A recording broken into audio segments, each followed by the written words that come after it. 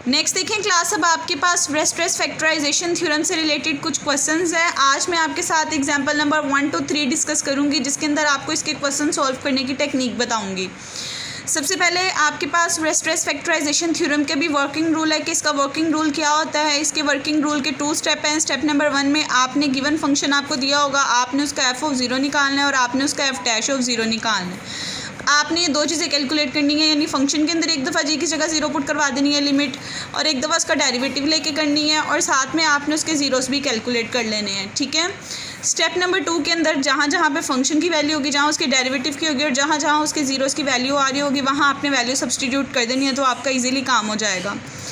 अब जैसे कि आप देखें एग्जांपल नंबर 1 में आपसे कहा है आपने प्रूफ करने है कि साइन पाई ऑफ जी जो है वो आपके पास सिस्टम के इक्वल आता है और पाई बाय 2 जो है वो आपके पास इस टर्म के इक्वल आता है। आपने इसे सॉल्व करना है।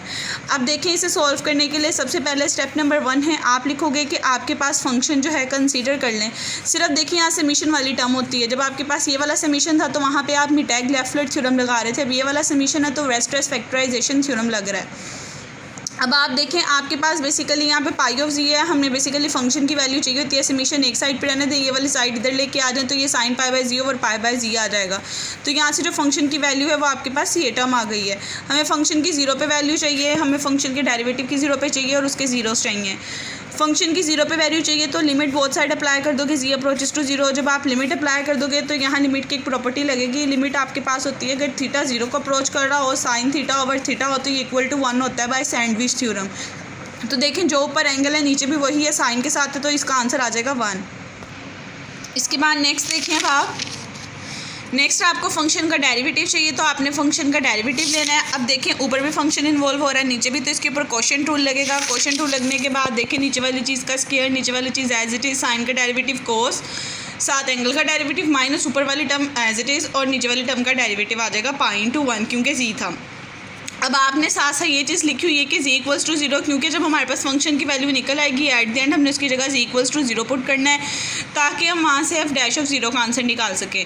अगर मैं डायरेक्ट इसके ऊपर अब लिमिट अप्लाई करूँगी तो ये 0/0 फॉर्म बनेगी। 0/0 फॉर्म बने तो वो अनडिफाइन होती है। इसको रिड्यूस करने के लिए हम इस पर एल हॉपिटल रूल लगाते हैं कि ऊपर वाली चीज़ का भी डेरिवेटिव, नीचे वाली चीज़ का भी डेरिवेटिव। जब आप ऊपर वाली चीज़ और नीचे वाली चीज़ का डेरिवेटिव लोगे, जहाँ पे देखें आपके पास 2 फंक्शंस आ रहे हैं, वहाँ प्रोडक्ट रूल लगेगा कि first function as it is second का derivative plus second as it is first का डेरिवेटिव। ये वाले फंक्शन में पाई था, constant as it is, sine का डेरिवेटिव कोस होता है और एंगल के डेरिवेटिव में पाई आके पाई स्क्वायर आ जाएगा। इसी तरह यहाँ पे सी स्क्वायर का डेरिवेटिव 2z होता है। अब जब आप अब इसके अंदर लिमिट पुट करेंगे तो आप देखेंगे कि इसका आंसर आपके पास पूरे का पूरा 0 नहीं आएगा। इसको जैसे जैसे आप सॉल्व करते जाएंगे तो आपके पास इसका नंबर जो है वो फाइनाइट एक आंसर दे देगा जो कि 0 के इक्वल होगा। तो यहाँ से आपको पता चल जाएगा इसका आंसर जो है आपके पास वो 0 आ गया है। ठीक है, क्योंकि किसी भी चीज़ के नीचे ऊपर 0 आ रहा हो, नीचे आपके पास कोई भी नंबर जिस तरह कि 2 आ रहा हो आप पुट कर दो तो 0/2 भी बेसिकली आपके पास 0 ही होगा। तो यहाँ से एफ डैश ऑफ 0 का भी आंसर आपके पास 0 आ जाएगा। अब अगर मैं इस फंक्शन के ज़ीरोस की बात करूँ, आपके पास फंक्शन जो था एफ ऑफ जी इस टर्म के इक्वल था। 0 के लिए ऊपर वाली टर्म को इक्वल टू 0 रखते हैं, तो अगर मैं साइन पाई जी को इक्वल टू 0 रखूँ तो यहाँ से जो जी की वैल्यू बनेगी वो आपके पास n होगी, और n आपके पास कोई भी नंबर हो सकता है, क्योंकि मैंने आपको पहले भी एक दफ़ा करवाया था जब आपने ज़ीरोस कैलकुलेट किए थे, वहाँ से बताया था कि साइन पाई जी आ जाए। 0 कैलकुलेट करने के लिए आपने देखना होता है किस नंबर पर 0 होता है। तो बेसिकली साइन एन जी पे आपके पास 0 आंसर आ रहा होता है, साइन एन पाई पे आपको 0 आंसर देते हैं। जब आप इन दोनों चीज़ों को कंपेयर करोगे, साइन साइन से कट जाएगा, पाई पाई से कट जाएगा और एन इक्वल टू जी आ जाएगा। तो ये इसके 0 की वैल्यू आ गई। 0 कोई भी प्लस माइनस आपके पास एक नंबर हो सकता है। स्टेप नंबर 1 कंप्लीट हो जाएगा। स्टेप नंबर 2 में आप फॉर्मूला लिखोगे, 0 एफ ऑफ 0 की जगह उसकी वैल्यू पुट करोगे, जो जो फंक्शन आ रहा है उसकी वैल्यू सब्सटीट्यूट करोगे, आप ज़ीरोस की जगह उसकी वैल्यू पुट करोगे तो आपके पास ये इस टाइप का फंक्शन बन जाएगा। एफ ऑफ 0 0 था तो अब 1 था, 1 आ जाएगा। ये वाली चीज़ 0 थी, 0/0 0 होता है, एक्सपोनेंशियल की पावर 0 हो वो 1 हो जाता है। यहाँ पे उसके साथ n आ जाएगा। अब देखिए यहाँ पे भी आपका समीशन जो है वो बेसिकली -∞ से +∞ तक जा रहा है, लेकिन आपको 1 to ∞ चाहिए। मैंने आपको प्रीवियस में भी बताया था जब 1 to ∞ में इस समीशन को कन्वर्ट करना है, ये पूरी टर्म एज इट इज़ आ जाएगी, प्लस इस टर्म के अंदर आपके पास जो जहाँ n आ रहा है उसको -n से आप रिप्लेस कर देते हो। वो आपके पास तब चीज़ थी अगर आपने समीशन -∞ से +∞ को चेंज करना था, समीशन n फ्रॉम 1 to ∞ में। अब यहाँ पे तो आपका सम है वो समीशन इन मल्टीप्लिकेशन है। ये माइनस इन्फिनिटी से प्लस इन्फिनिटी है। जब आपने इस चीज़ को कन्वर्ट करना है n फ्रॉम 1 टू इन्फिनिटी, यहाँ पे तो वो वाली टर्म ऐड हो रही थी जहाँ पे n को माइनस n से रिप्लेस किया था, लेकिन वहाँ यहाँ पे वो टर्म मल्टीप्लाई होगी क्योंकि मल्टीप्लिकेशन का समीशन है। तो देखिए ये वाली पूरी की पूरी टर्म एज इट इज़ आ जाएगी। यहाँ पे मल्टीप्लाई करोगे, n को माइनस n से रिप्लेस किया इस वाली टर्म में तो ये प्लस n बन गया, यहाँ पे रिप्लेस किया माइनस n बन गया। तो यहाँ से जो चीज़ प्रूव करनी थी आपकी प्रूव हो जाएगी। अब देखें प्रूफ तो कंप्लीट हो गया। उसके बाद नेक्स्ट का इसी चीज़ को आपने रिड्यूस करना है इस टर्म में। तो इस चीज़ को रिड्यूस करने के लिए आप क्या करोगे, स्टेप नंबर 3 में जहाँ जहाँ जी आ रहा है वहाँ पे 1/2 पुट कर दोगे लेफ्ट हैंड साइड और राइट हैंड साइड पे। जब आप उसको पुट कर दोगे आप देखोगे sin 90 पे 1 होता है, तो ये π/2 था। तो आप जब इसको सॉल्व करोगे इसके अंदर n की डिफरेंट वैल्यूज़ पुट करोगे तो जो टर्म प्रूव करनी थी वही आपका आंसर आ जाएगी। ठीक है, अब इसके बाद नेक्स्ट देखिए आपके पास एग्जाम्पल नंबर 2 है।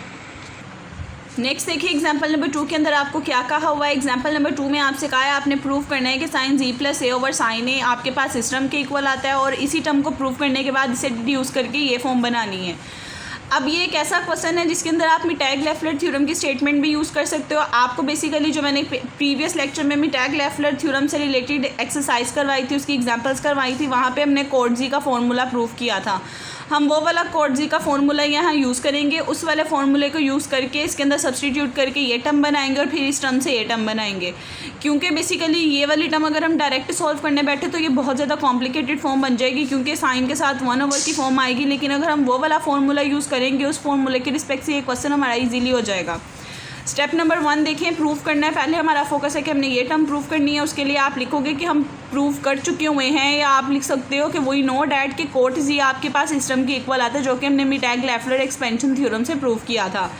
कोट जी लिखने के बाद कोट की जगह कोस ओवर साइन लिख दोगे। हमें बेसिकली साइन की फॉर्म में फंक्शन चाहिए तो हम क्या करेंगे, यहाँ पे बेसिकली इसका डेरिवेटिव लेंगे। लेकिन डेरिवेटिव लेने से पहले एक चीज़ का आप लोगों ने ख्याल रखना है कि आपके पास ऊपर कोस साइन है लेकिन सारे का सारा काम जी के रिस्पेक्ट से आ रहा है। यहाँ पे अगर कोर करें तो जी प्लस ए के रिस्पेक्ट से आ रहा है। तो आप लोगों ने डेरिवेटिव लेने से पहले जहाँ जहाँ जी आ रहा है उसे जी प्लस ए से रिप्लेस कर देना है।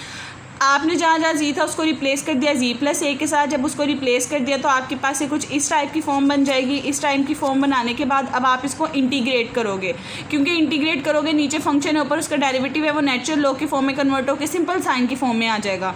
आप लोगों ने नेक्स्ट स्टेप में इसको इंटीग्रेट करना है विद रिस्पेक्ट टू जी और साथ में लिमिट्स अप्लाई कर देनी है 0 to z। जब करोगे नीचे फंक्शन ऊपर डेरिवेटिव नेचुरल लॉग आ जाएगा, नीचे फंक्शन ऊपर डेरिवेटिव नेचुरल लॉग, इसी तरह नीचे फंक्शन है ऊपर डेरिवेटिव इसका भी नेचुरल लॉग। अब ये पूरे का पूरा कॉन्स्टेंट है और 1 की इंटीग्रेशन जी आ जाएगी। साथ में अपर लोअर लिमिट लिखोगे, अपर लिमिट पुट करोगे कोई फ़र्क नहीं पड़ेगा as it is, minus lower limit put करोगे तो साइन आपके पास ये आ जाएगा माइनस साइन के साथ। इसी तरह यहाँ पे अपर लिमिट पुट की as it is, lower limit put की जी की जगह 0 की ये आएगा। यहाँ पे भी अपर लिमिट पुट की, लोअर लिमिट पुट की आपने यहाँ पे देखिए। उसके बाद यहाँ पे भी अपर और लोअर लिमिट आपने पुट करनी है तो आपके पास ये चीज़ बन जाएगी।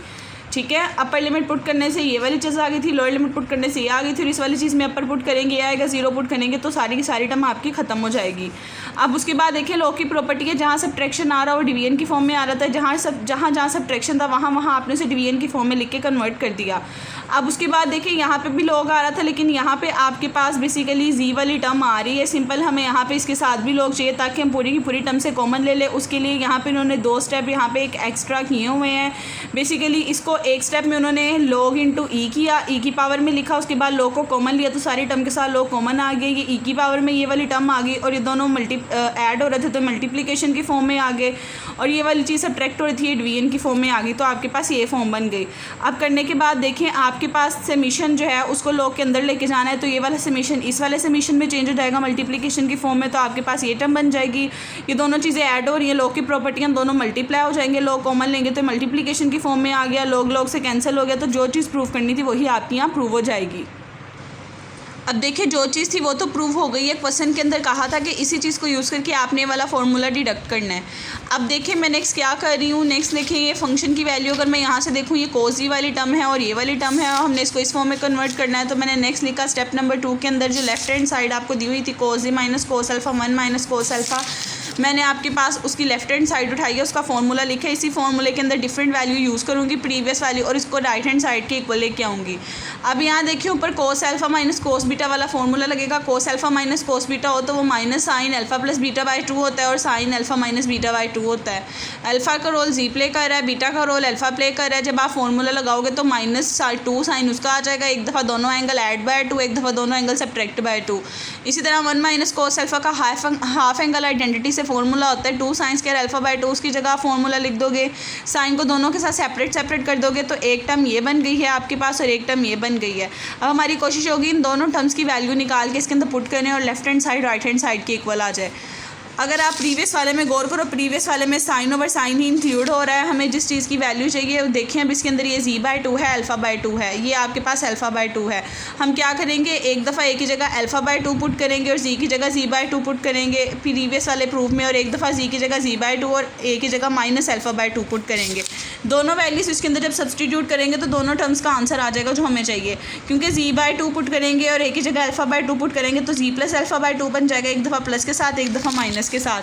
आपने एक दफ़ा प्लस के साथ वैल्यू सब्सटीट्यूट की तो जी प्लस अल्फ़ा बाय 2 और अल्फ़ा बाय 2 का आंसर ये आ जाएगा, एक दफ़ा माइनस के साथ पुट की तो ये आ जाएगा। आप गौर करेंगे ये वाली टर्म यही है और अगर ये माइनस उठा के मैं इसके साथ लिख दूँ तो ये इसी चीज़ का आंसर निकला है। उसके बाद आप दोनों की वैल्यूज़ जब इसके अंदर सब्सटीट्यूट कर देंगे, सब्सटीट्यूट आप जब करेंगे तो ये देखें ये वाली चीज़ और ये वाली चीज़ आपस में मल्टीप्लाई होकर 1 माइनस जी स्क्वायर ओवर अल्फ़ा स्क्वायर आ जाएगा। इन दोनों में से ये समीशन वाला कॉमन पार्ट आ जाएगा, ई वाला पार्ट भी आपके पास कॉमन आ जाएगा, तो पीछे आपके पास ये वाली चीज़ बचेगी और ये वाली चीज़ बचेगी। और यही चीज़ आपको प्रूफ करने के लिए कही हुई थी, तो यहाँ पे आपका प्रूफ कंप्लीट हो जाएगा। इसी तरह एग्जांपल नंबर 3 है, ये आप लोगों ने खुद ट्राई करनी है क्लास। इसके अंदर भी मिटैग-लेफ्लर थ्योरम लगाना है, जिस तरह क्वेश्चन नंबर 1 के अंदर लगा था। फंक्शन के आप लोगों ने एफ ऑफ 0 निकालना है, एफ डेरिवेटिव ऑफ 0 निकालना है, आपने उसके पोल निकालने हैं, मिटैग का यहाँ पे फॉर्मूला लगाना है स्ट्रेस का, तो एट द एंड आपका आंसर आ जाएगा जो प्रूव करना है। अब आज का लेक्चर सुने, आप लोग आपके साथ एग्जाम्पल 1-2 डिस्कस किया, अगर किसी भी स्टेप में प्रॉब्लम है तो बताएँ, फिर हम वो डिस्कस कर लेते हैं।